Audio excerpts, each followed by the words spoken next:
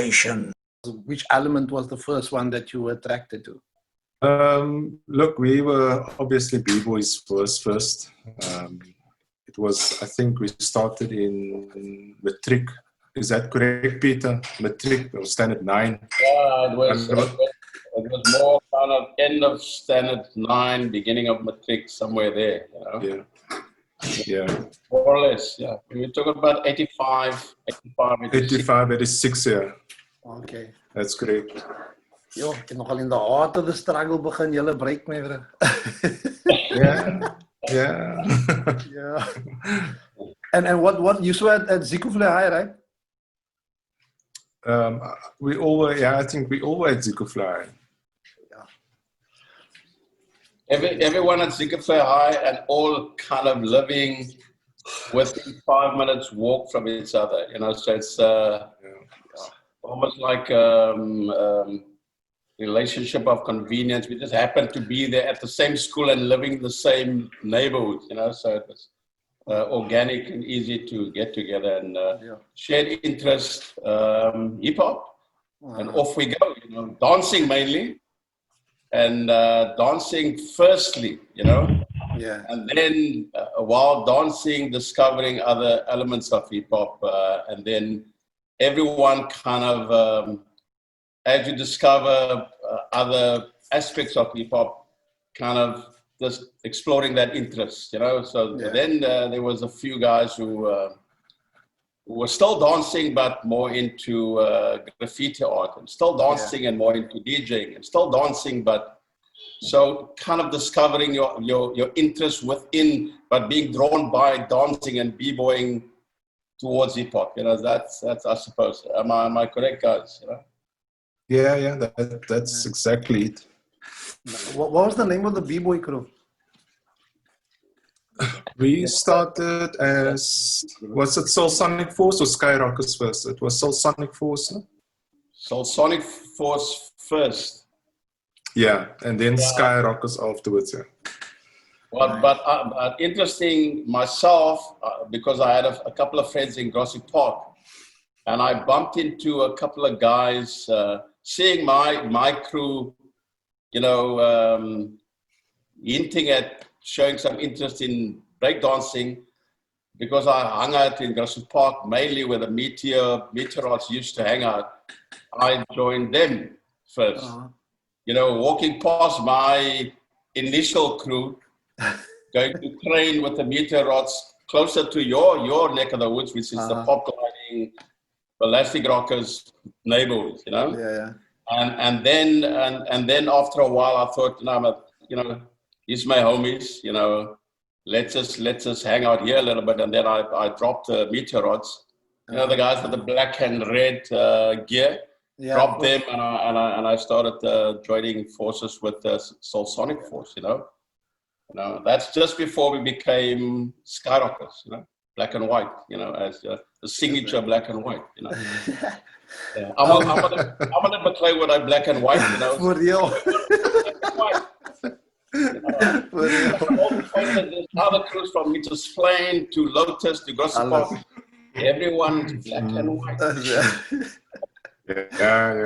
Let me ask this question about the tracksuits, because I remember Pop Glide making tracksuits at this bra there at Busy Corner.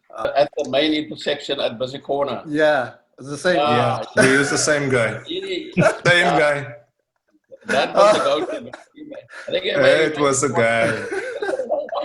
That bro made a killing me, bro. I think after the first tracksuit, allemaal daar had tracksuits maak. When I fetched my tracksuit, my first meteor tracksuit, I saw other crews' tracksuits sitting there. The order being finished, they're waiting for collection. I went out with the tracksuits from back there. Can you give your actual name and then what your b-boy name was? Okay, mine Peter, but my b-boy name, I don't know if I came up with it or the guys came up with it, but I just ended up with the name Def P. You know, sometimes Les will go and it just will baptize you a name, and the guys are jumping on the bandwagon, and then that's your name, you know. Yeah. I can truly not say who came up with the name, but Def P, you know. My real name, Peter, street name, Def P, you know. Peter said I was also baptized, Jonathan, and then Les came up with KID because I was a youngster hanging out with older gent. With the kid in the group.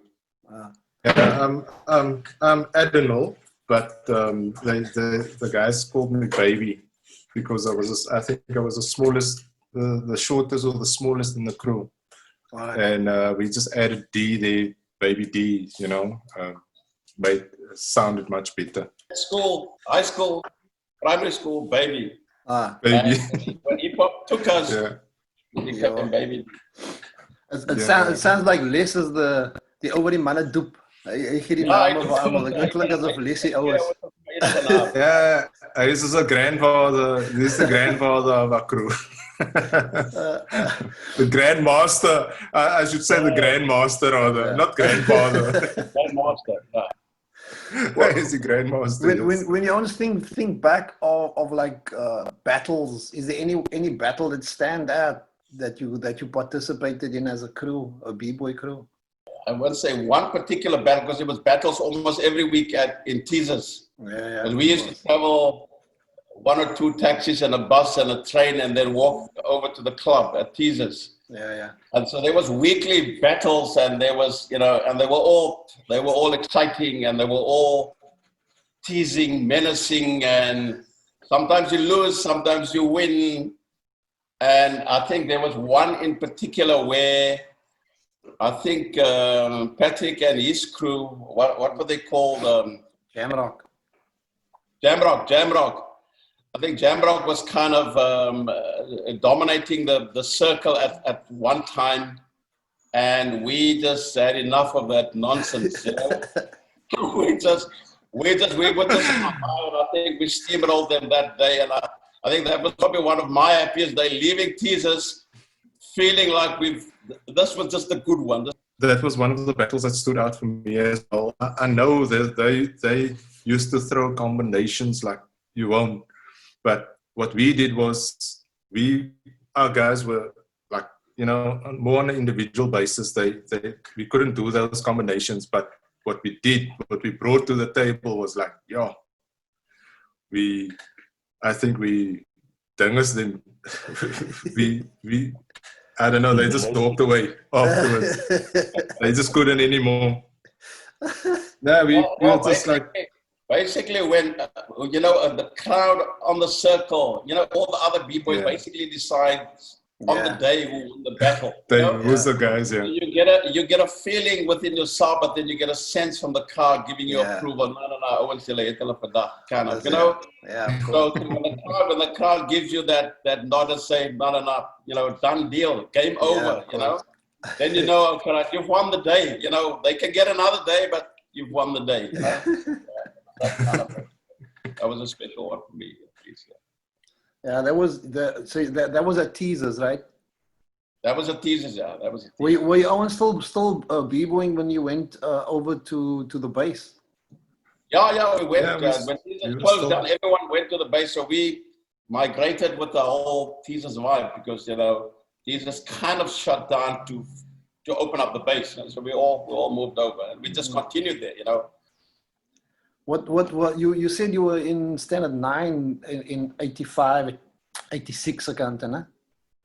Yeah, we were in matric in 86, so 85 standard 9. So I think hip hop really got us kind of towards the end of 85, and then most of our matric year we were just kind of into the swing of things. Yeah.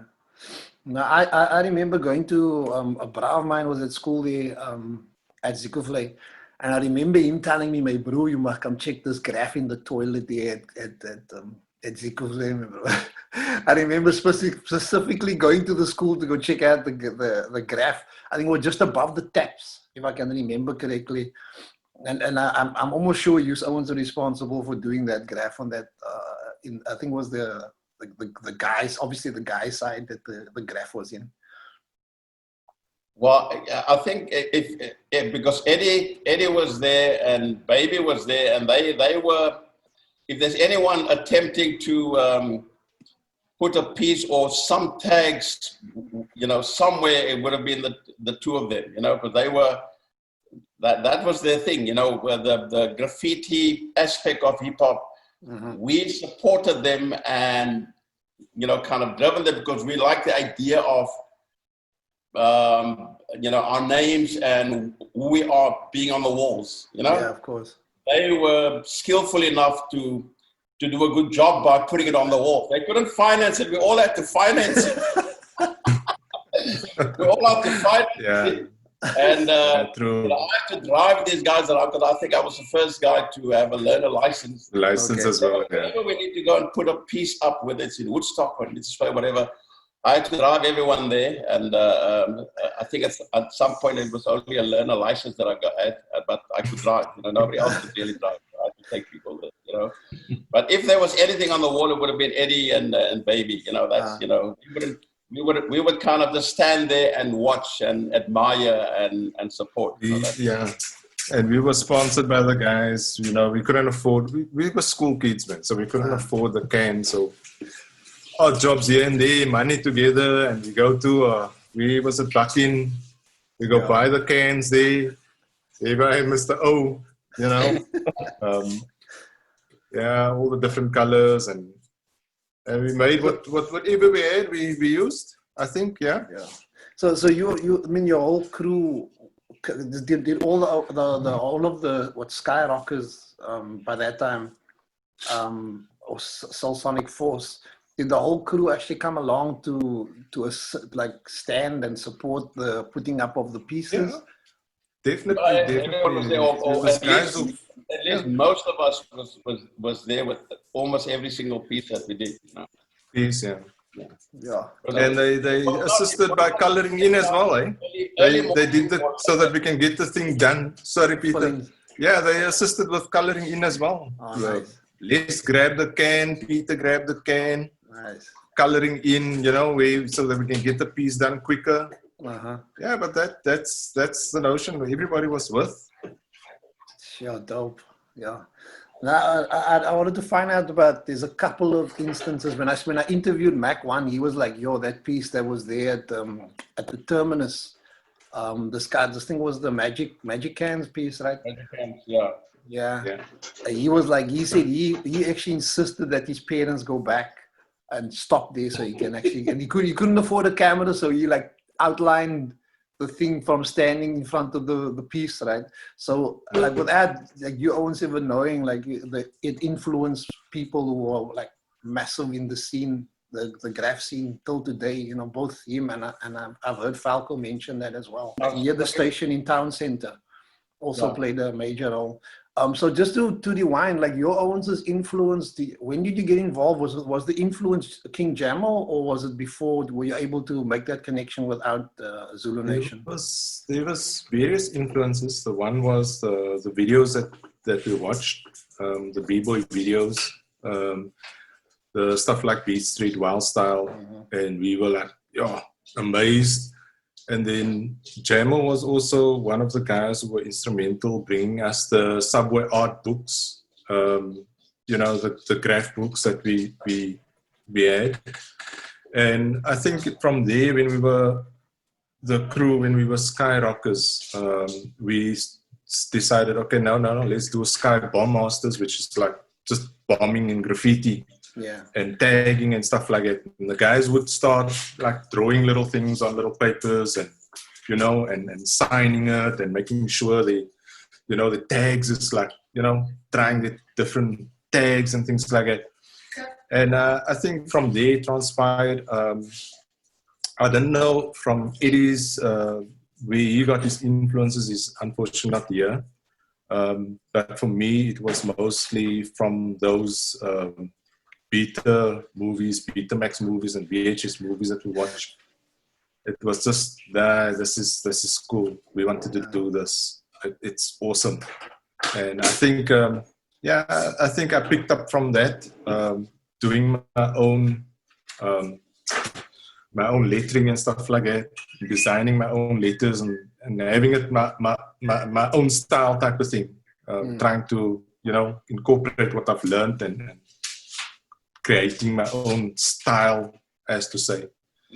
But I had a book, a piece book where all my pieces and stuff and my, you know, everything I've done was in. And I think that book went around to quite a lot of guys. I think Falco was one of them, and then it was Roon in Athlone where the book got lost with all my stuff in it, unfortunately. But Arun's never gonna live that one down. Yeah, no, you won't. That was my, yes, that was like one of the, it's like a massive white thing with a canvas. I remember visiting you and seeing it, bro. So yeah, exactly. It was like the holy grail of graph back in the day. It was I think a couple of months ago, just before lockdown, Eddie, we got together at Jonathan's place, and Eddie had just happened to have his book in the car. I don't know if he just happened to have it there or just put it along. And when because he knew we were getting together, and we looked at stuff probably 20 odd years old pictures. It still looks good. It's still, I mean, you can put it today on the wall. Of course, your technique would be better because, you know, the art form is developed to such a degree that it's just miles between what the technique that the guys are using, you know, Sprechen art. But the pieces, because he had it on paper in his book, it's still just hot. Exactly, it's beautiful. It's still, Yeah, 20 odd years old, and he had a full, but probably about anywhere between 12 to 18 pieces somewhere there in that. Wow. It was nice. It was nice to see it from way back then. You know, it's still got an old book, you know. So Mr. Roman just new book uit lead him in here, you know. Yeah, you must keep it. I think you must keep it, yeah. You must keep that stuff for as long as you can. You must treasure it. Yeah. So it's memories, man. If I take you through the ones that I can remember, if you can just give you know, in like your recollection, if I speak about the Magic Cans one that was there at the Buck Road at the terminus, what memories do you have of doing that piece? I've heard a story about Owens being arrested. Was it with that piece or? That one got us into trouble a couple of times. But we went to the owner of that, it was a garage, I think it's the back of his house or the garage. We actually went, myself, Les, and I don't know if you were with Peter. We went to the owner of that house. They're trying to reach out to the owner of that place. Yeah.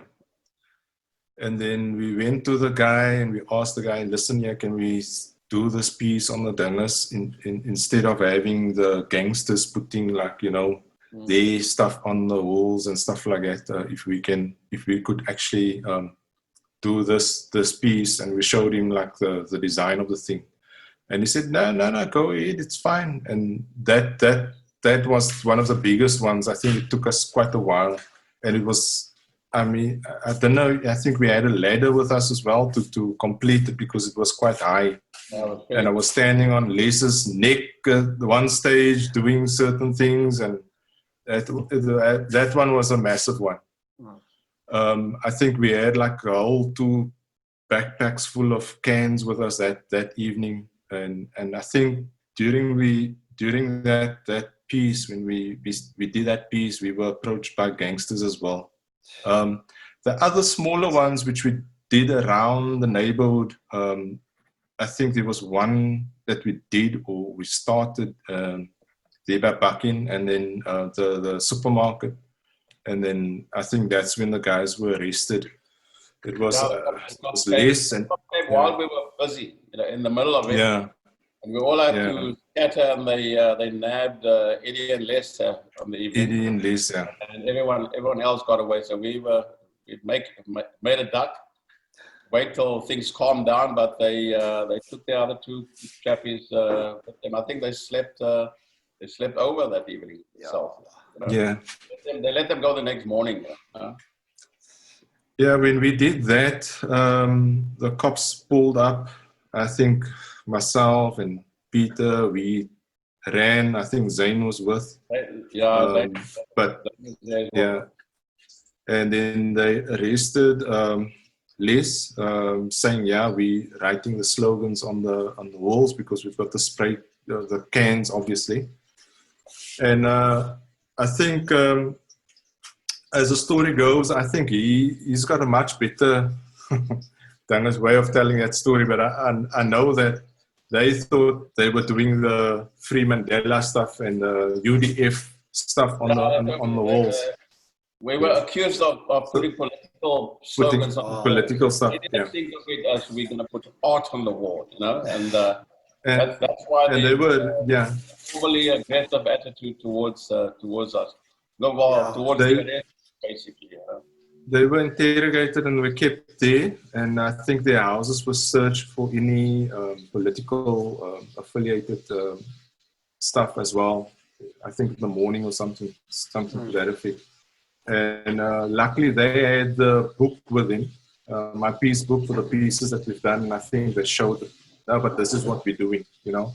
So let the guys off with a warning, and let the guys off, you know. But just after they've searched their place, just to make sure that they're not affiliated with any political institutions and stuff like that. But yeah. Sure.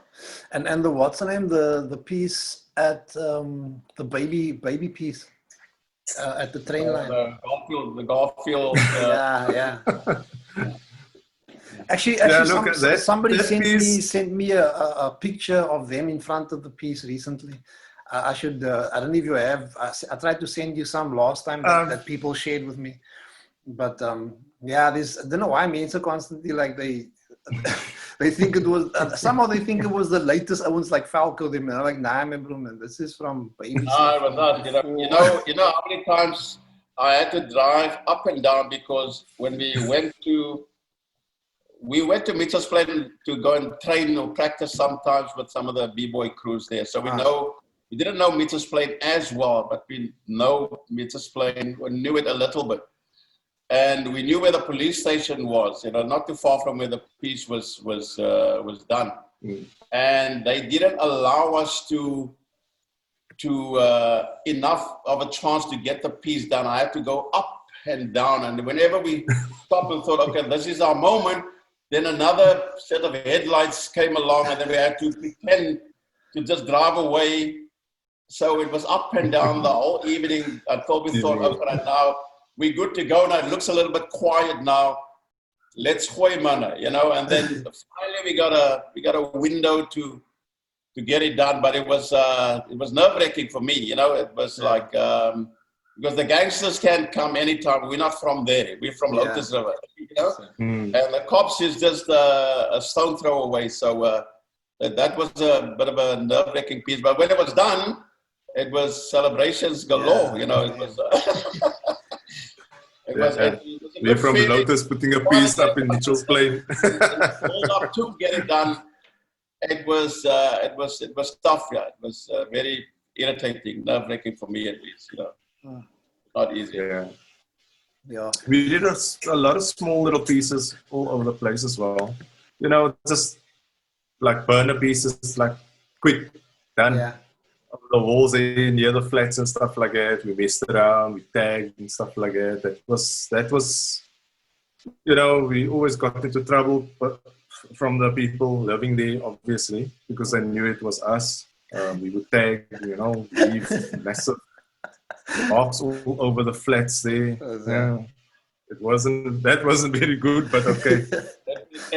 That's how we practiced. It was better than what the gang slogans were, you know, JFK and all these gangster slogans. What we did was a lot better, you know. Back in the day, people didn't see it as such, of beautifying the walls, you know. Yeah. But that was it, you know. Was there a piece? Sorry, Peter. If I'm trying to remember. Did Goga come and do a piece in your community?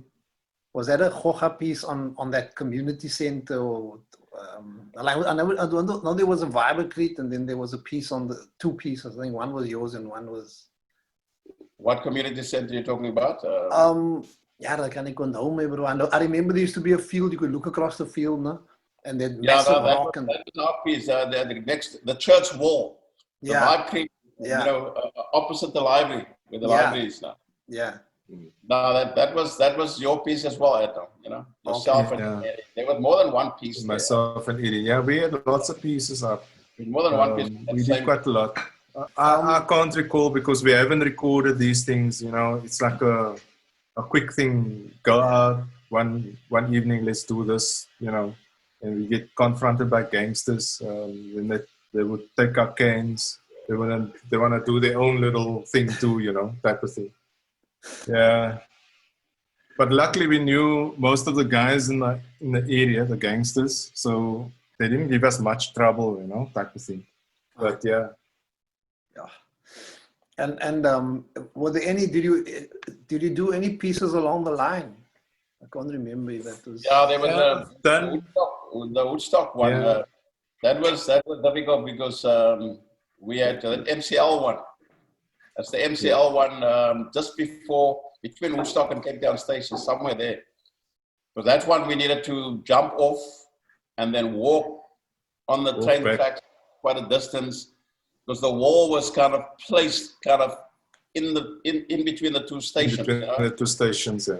Yeah, so there's a bit of danger there, you know, because anything can happen there. That was also a bit of risk taking, you know. Sometimes you go far from home, get up at a station, jump into the tracks, walk like a kilometer or 2. All the way back, yeah. Now you're in the middle of nowhere, you know. That was also a nerve-wracking one, and that one was important because all the guys, as we go to the club, you know, tease us, and then the days later, we waited for that last part because I think that was the only thing that we could see driving on the way just before the club. You know, and then every time we were in the train riding past, we could reminisce about that night, that one evening, and that was just, you know, the guy was just going crazy. Just seeing it over there while you're in the train, it was just fun, you know. Was that piece up before the was it Ballistic Rock that put a piece on that section as well? There was quite a few pieces there already. I think it was. There was a couple. Yeah. Yeah. I mean, I like the other pieces that people have been. I mean, that's the main ones that the owns that have been influencers speaking about, the stuff they saw along the line, the stuff they saw driving. I just, you know, the weird part is that we didn't realize how many Mensa actually, or I don't know if you realize how many Mensa actually like were influenced by what you guys like put up, you know, because it's just like everyone you speak about those pieces, you know what I mean? Yeah, no, look, those things, things we did, like it was like not spur of the moment type thing, but it is trying to get the piece up as soon as possible, you know, to show the people, this is what we can do. This is what we could do at that time. And I think Eddie, when we did the pieces, Eddie wasn't really with us because he was very young. He's one of the young guys, like Jonathan. So it was mostly Zane, I think, Peter, Les, and myself that used to go out and do it. I think a lot of Eddie's influence came from him, yourself, Addinall, leading the way, you know, because Eddie was very much into dancing, and then he saw what graffiti was all about, you know, because in your room there was a lot of planning.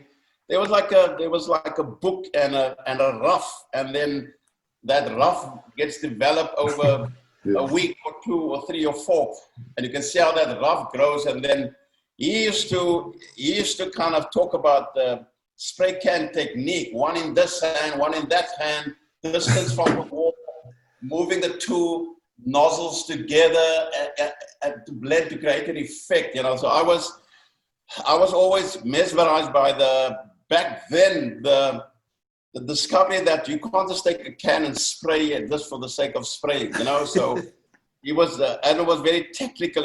Definitely. Yeah, look, Jamo was very instrumental in getting the guys together. He introduced me to Falco. When we went through to Mitchell's Plain, he took us to Falco, his house, type of thing. And he introduced me to Arun, took us to Athlo. No, this guy is also good, you know. They did a couple of pieces, he's seen some of his stuff, but they haven't really put the stuff on the wall yet, you know. So he wanted me to, no, you must meet this guy, you must see what he's capable of.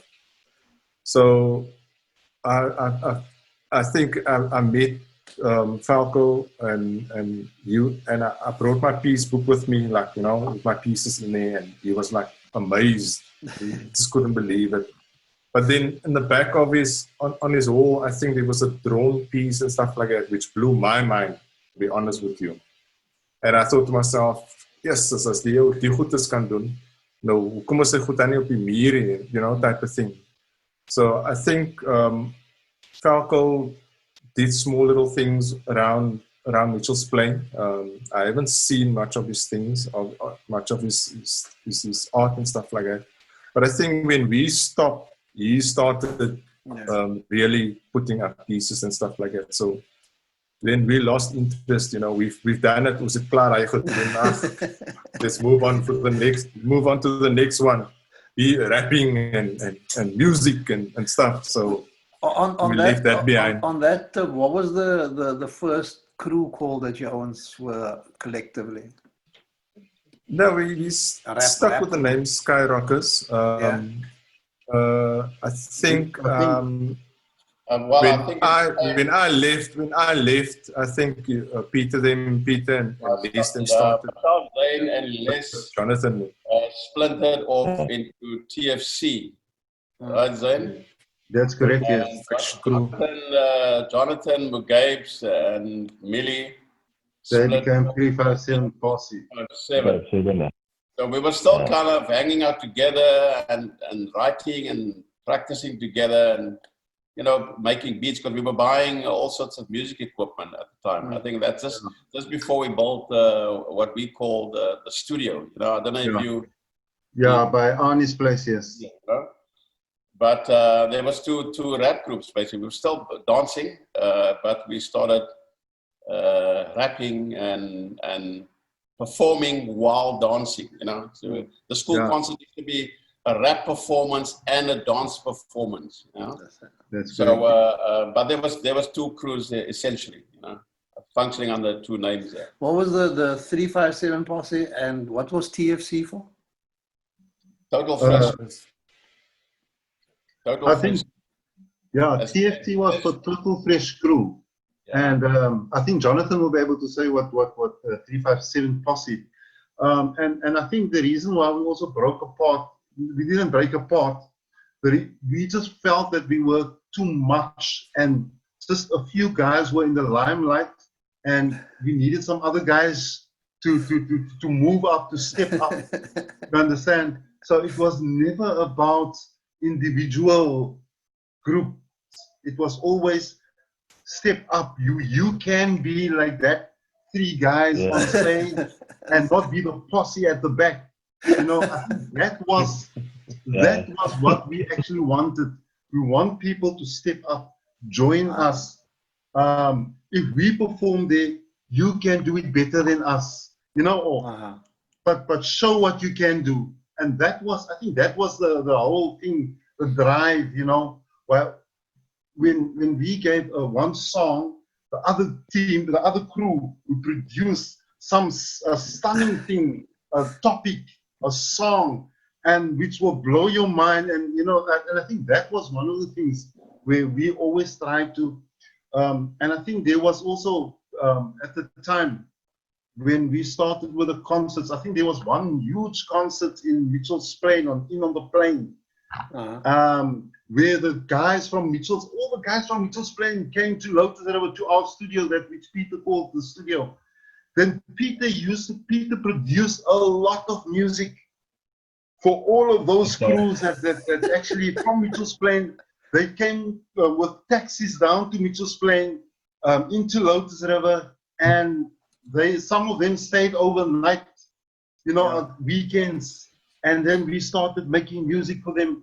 And that is where that Jamo's sister also came in, Steady, and I don't know what was the other girl's name.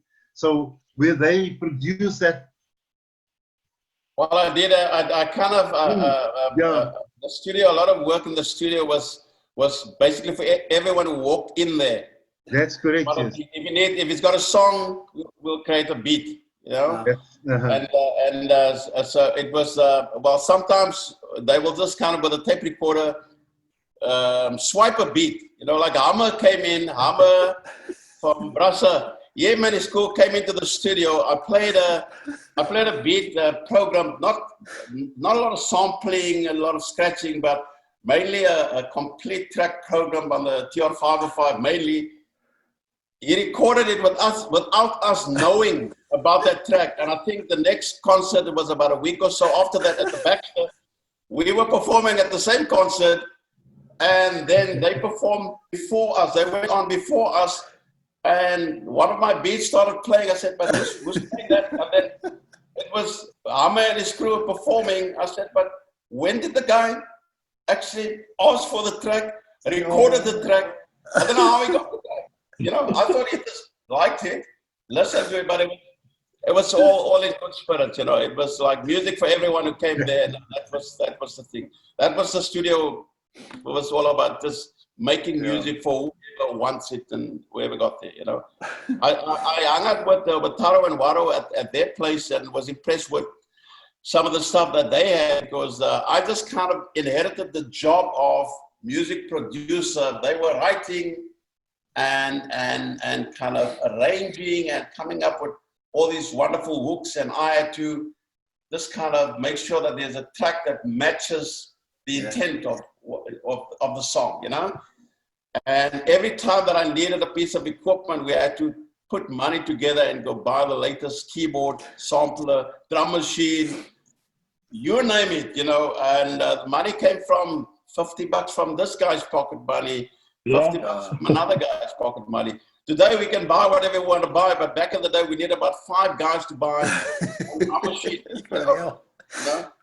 Same 5 guys that put together for the spray cans. You say. There you go. The same. That's correct. Had to fund the next drum machine or sampler or keyboard. So and we had to kit out the studio with all that pieces of equipment. Which is very expensive for us. Because we were still at school and some just left school at the time. But we got it paid off. It took us about a year and a half sometimes to pay one piece of anything off, but we got it paid off. We used Addinall's dad at one point. The first thing that the drum machine. Yeah, the drum machine. And the mixer at Faye Gives. The mixer at Faye Gives, yes. Not going to give a bunch of school kids the opportunity to put something on HP. So I would say, baby, gaan vra vir jou pa asseblief, jy moet 'n sign surety ship. Mr. Roman, ons sal betaal, Mr. Roman. Sal betaal. So hoef jy te worry nie.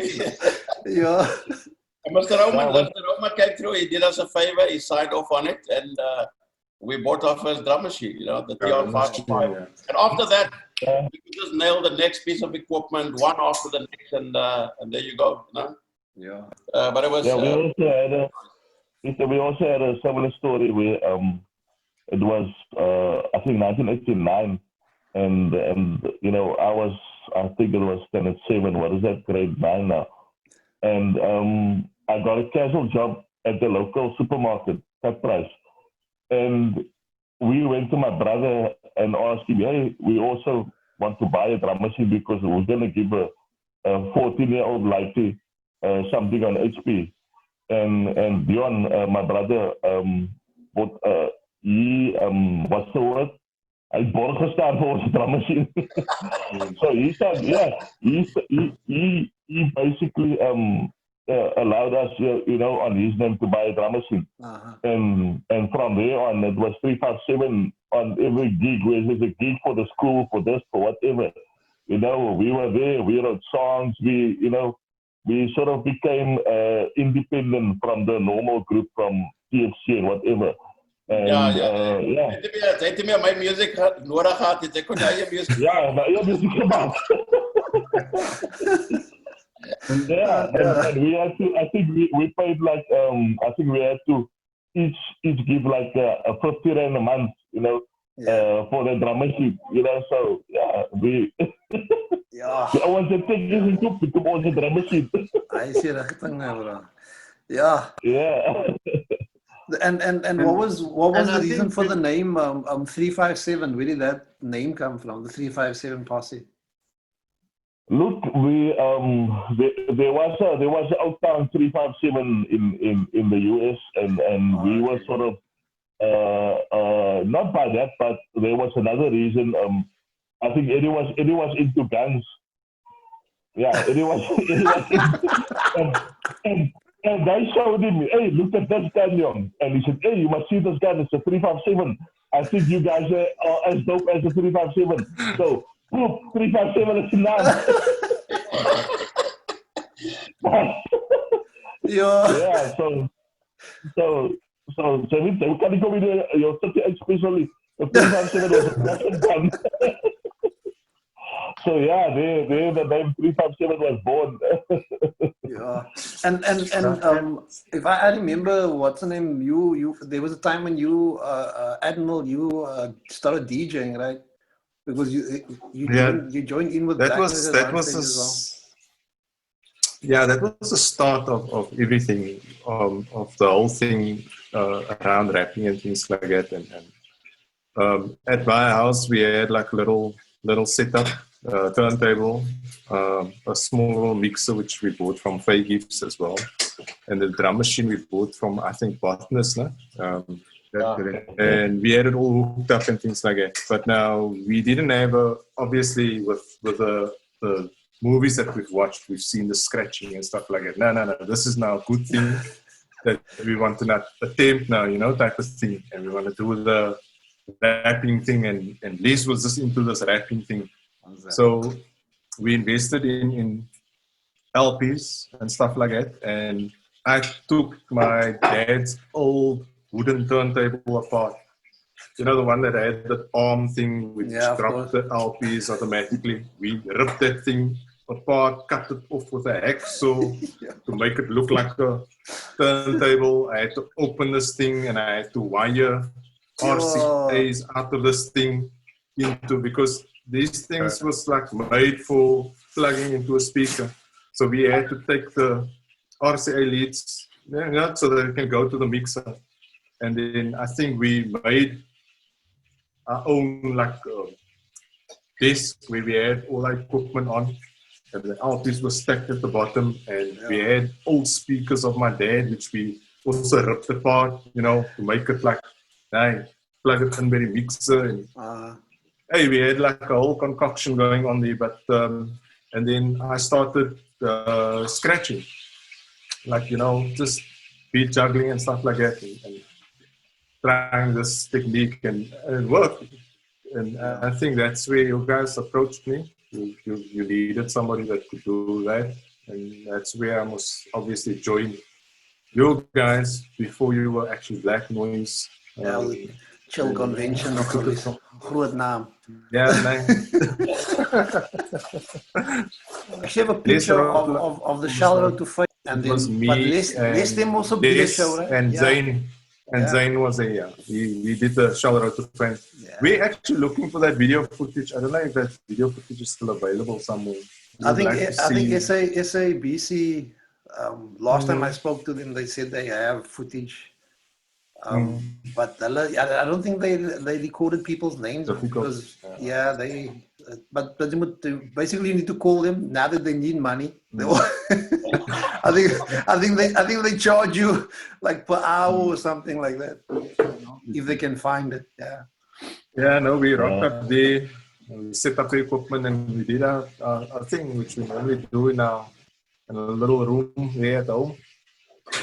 But yeah, I can't recall much of that time because obviously, you know, I only saw the pictures that you've given me, the dog pictures and stuff like that. I think I showed it to the guys. Yeah. And yeah, and then the other thing which myself and Liz did was we wrote to like Martha Cooper. You remember that story? And then she came here a couple of years ago to show us she still got the letter, you know, that we wrote to her. Because when we did our pieces and stuff like that, we wanted we wanted to feature in her book and like in the books that she produced. Yeah. She must come take photos here. Obviously that didn't happen. Yeah. With Martha Cooper, did she send anything? Because I think I remember there was a postcard or something that she sent. Was that the only thing she sent, or did she send a letter back to you guys? We actually didn't I didn't receive anything. I don't know whether Liz received anything from her. But I know that we wrote this letter when we were doing the pieces and we wanted to know, listen, how can we have our stuff like, you know, featured in international magazines? Because she was going around obviously everywhere taking pictures of these things. Obviously, we being in South Africa so far away, we decided, okay, in the back of the Subway Art, or it was the Subway Art, or it was the Spreken Art magazine, it was like an address and a name in there, and we said, let's just write a letter. Yeah, and I think Les wrote a letter, and I named himself, and he signed it, and we sent it off to, obviously posted it and stuff like that. Yeah. We didn't hear back, obviously, after lots and lots of years. And you were wrapped up here with her on our doorstep. Yeah, so and she brought a letter with her. So yeah, that was a great thing. The letter from back then. Yeah, she still had everyone's letters that Owens wrote to. She like obviously she gave a photocopy version because I think she has her own museum in New York with all of the stuff up against the walls and stuff. So yeah, at least she remembered that. At least that's a good thing, you know. Let me ask this question. Most of the Owens, it came to a certain point where the Owens like they had to go do a 9-to-5, or they were already doing a 9-to-5. What caused for it to be like a man? This is too much to do, and like rather, you know, I know life, but like what was that moment where you're like, I don't know, I have to split from hip hop to do what I have to do? I wouldn't say that we wanted to split from hip hop. I think it's where life carried you, you know. And I think also, you know, the one person is now starting his own life and so on. Now you kind of like, you know, somebody with a headless chicken, because why? The man that's there is not there anymore. Yeah. He's moved on in that you know, he's now with his family. Yeah. And I think that is more, and because the way I see it, we all of us, if you look at unity, because we were unity, we called unity afterwards, because there's actually one song where we wrote, where we say 357 TFC overflip, override, and unite to a strength, a strength of pure dopeness. Like, can you dig, can you dig this? Something like that, where we say, where the two actually came together and so on. So, and yet we moved apart, but not quite really that much apart, because while we're still together, we see each other on an annual basis. You know, annual, man. To see each other nearly every weekend. Oh, yes, yeah. Some of you, yes. So I'm in contact with Peter on the phone. I'm in contact with Addinall. Now and then, myself and Jonathan, we speak. Sometimes I pop in there by Shamil, by Eddie, or by George. So those are, we always in contact. Yeah. It didn't mean that we actually moved away. No, but I think your question is to what made us decide to stop rapping more officially. Yeah. Is that your question? Yeah, it's not. I know that most of us are unable to ever separate from hip hop. It's just that life comes in the way. Look, it's always been part of me. I mean, I still love hip hop. I still love rap. I still watch b-boys. I still, DMC champs and stuff like that. It's not like we've chucked it aside as such, but like you said, life goes on and priorities starts coming into your life where you have to now decide on, listen, I have to go to varsity or Peninsula. Back then I went to Peninsula Technicon and I had to go study further. I had to make something of my life. Yeah. You understand? So that is when I decided, no, this is now where I unfortunately need to shift my priorities. But we've always loved, I still love hip hop, I still love music, I still love producing stuff like that. I still scribble on my iPad. Technology's changed, but I still draw. I'm doing a course now on Procreate on the iPad. Like, I've seen these graffiti artists on Instagram which utilizes the iPad instead of going with spray cans running onto the walls. And I mean, the stuff that they produce on this thing was like, mind blown. Yeah. So now I'm doing a course on Udemy, Procreate. How do you use these tools? So, like me and Peter, we into music production. We collaborate with Jonathan and the rest of the guys. We get together. Before COVID, that was. So we got together, we in the studio, we mess around, we play, have a pizza, have something to eat. And we still get together, but Jonathan's house, we go for a braai there, get together there and type of thing. So we still very much into like each other, more music orientated. Mostly music now, but we love it. It's nice.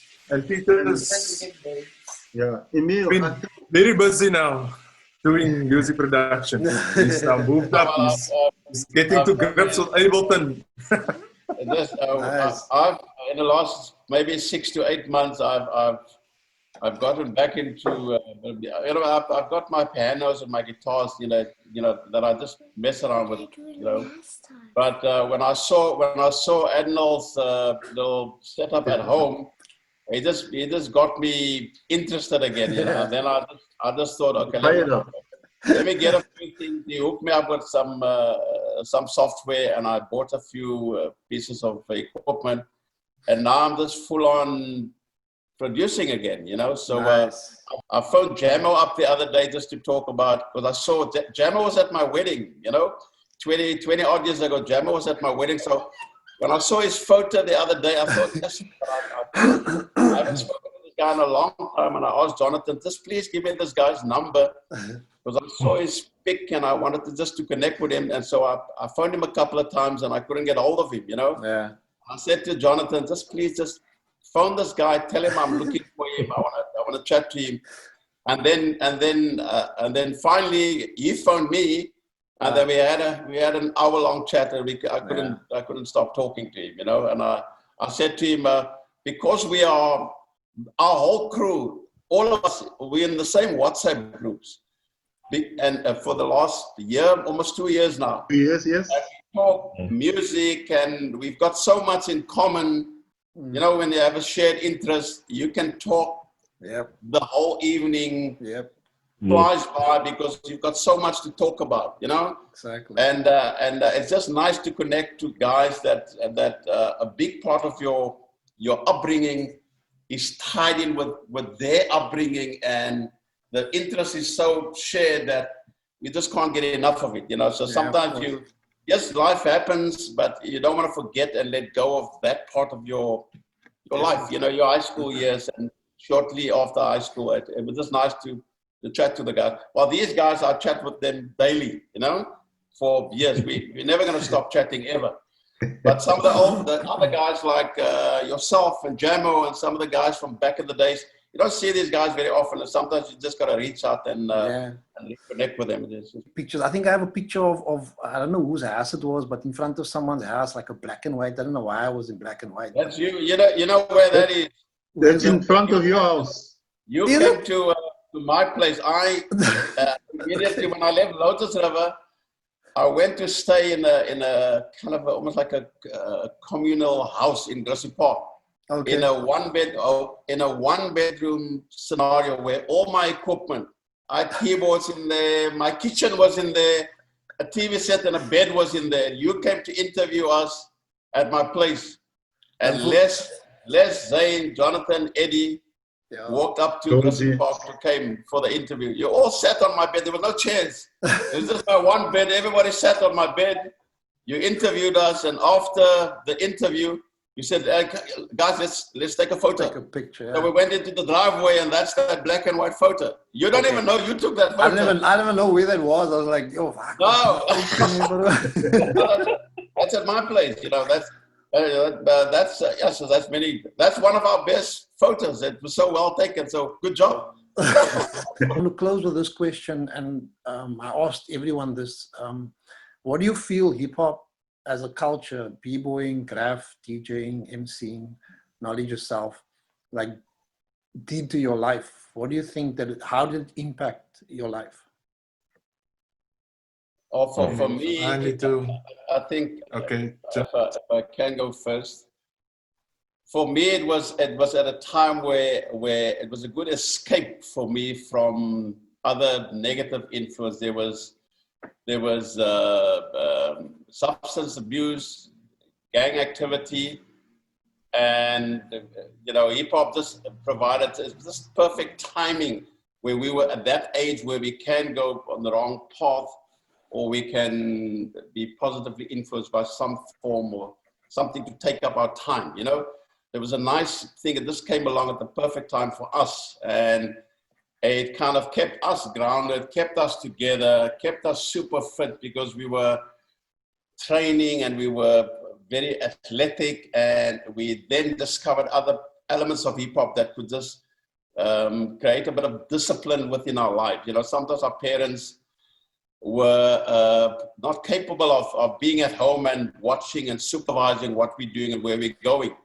And I spent most of my time with my friends of hip hop, and the disciplines of hip hop kind of kept me on the straight and narrow, So I think, I'm forever grateful that something like that could come along at the perfect time for me, just to kind of take me in a direction that was, that was just wonderful to engage with other guys with similar interests. So that was just a great timing, And but no engineering or deliberate attempt. This is what I want to do. It just happened to happen at the right time, where a young man of 13 or 14 would normally go sideways, would discover himself and try to make sense of the world.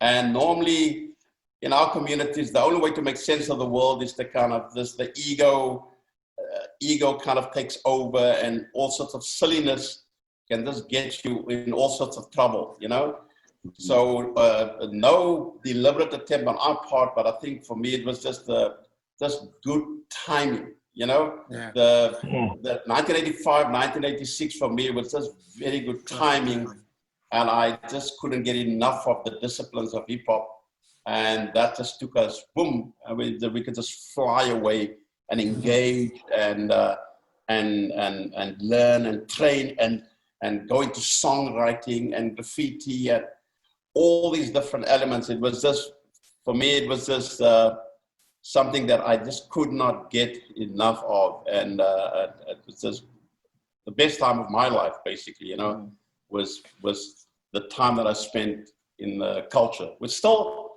in the culture, but, on another level, we engaged on another level. But back in the days, we were very much active participants in the disciplines of hip hop, and it was just a good time. Can't get any better for me. Yeah.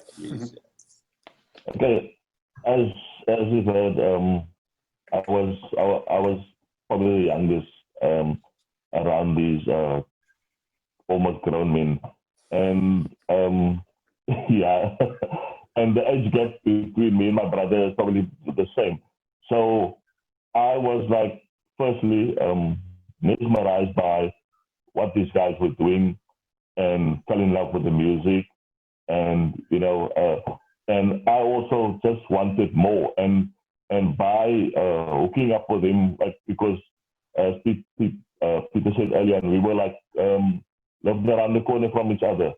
I went to Les's house, I went to Eddie's house, I went to Shamil's house, I went to everybody, and all I did was I was just chipping, getting information, getting music, getting whatever, and that sort of influenced me, and instead of hanging out with the wrong crowd and whatever. So at a very, it was probably I started hanging out with him since I think maybe 1987, around there. It shaped us all. It shaped me, into thinking, okay, being part of hip hop, and it's better than hanging out with the naughty kids doing drugs or whatever and so forth. So so my influence, or they've influenced me that much, and I said, it was for the better, and what came from them, as from that time up until now, we're still in contact. Everybody, I think when we all got married and got our 9-to-5s, we sort of drifted, slightly away from all the activities and whatever. But everybody, I think, was still in touch with either music or whatever. And and years later, still in contact, we still looking up with each other. As just COVID is preventing us now from getting into one place. But I think Addinall told you we've recorded some stuff, some demo stuff, and it's bringing us together again, and bring us back on the path where we left off with hip hop. So we're right in there. Nice. You know what? I think I was one of the guys, that was influenced by these guys. I was influenced by, and I think also they were influenced by me as well. And this was always the topic, was that Cape Town, to us, we were this. Cape Town was the founder group, or the founder city of hip hop in South Africa. That was my understanding, and that we, at the beginning, we were there. Which means it makes us, like you, Emil, like you, myself, Peter, Les, and all of them. When hip hop started in South Africa, we were there when it started, and that started with the breakdance, the breakdance movie, the first breakdance movie that came out. And then from there it grew. Nobody else wanted to accept hip hop but us. And there was only a handful of people. And because we were a handful of people, you could choose your friends, and you could say, but these are the group that I actually want to be with. And that was only that handful of people. I think what this hip hop did to me was it gave me a family. When I got married, I think all of these guys were there. Peter, when you got married, we were all there. Some of our children meet each other. They go and meet, when we meet, then the children are there, and so on. So they can see, and so on. And all the positives that came from it, there's a lot of positive things. So, like Peter said, back then we were just this young boys, and we needed direction in our lives, and if it wasn't for us getting together and doing what we did then, I think we would have been on a different path altogether, because dancing is like a discipline. We had to practice long hours and to obviously master the skill and to become like very good at what you are. And that was like something which taught us, like, listen, practice, this time, this date, can't get together, we practice.